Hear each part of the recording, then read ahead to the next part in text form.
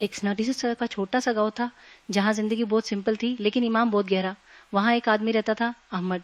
ना उसके पास दौलत थी ना शोहरत, लेकिन उसके पास एक चीज थी, अल्लाह पर यकीन। हर सुबह फजर के बाद वो आसमान की तरफ देखता और सिर्फ इतना कहता, या अल्लाह मैं कुछ नहीं, बस तू मेरा सब कुछ है। एक दिन गांव में बहुत बड़ा कहत आ गया, खाने को कुछ नहीं, लोग परेशान, बच्चे भूखी।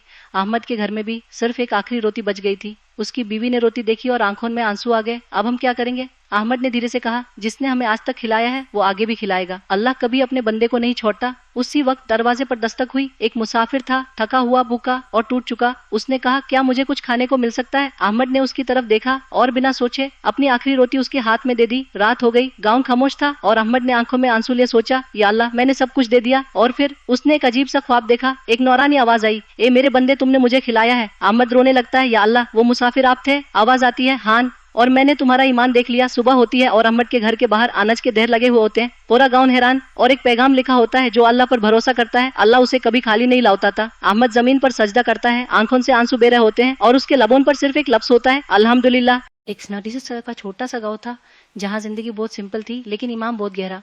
वहाँ एक आदमी रहता था, अहमद। ना उसके पास दौलत थी ना शोहरत, लेकिन उसके पास एक चीज थी, अल्लाह पर यकीन। हर सुबह फजर के बाद वो आसमान की तरफ देखता और सिर्फ इतना कहता, या अल्लाह मैं कुछ नहीं, बस तू मेरा सब कुछ है। एक दिन गांव में बहुत बड़ा कहत आ गया, खाने को कुछ नहीं, लोग परेशान, बच्चे भूखी।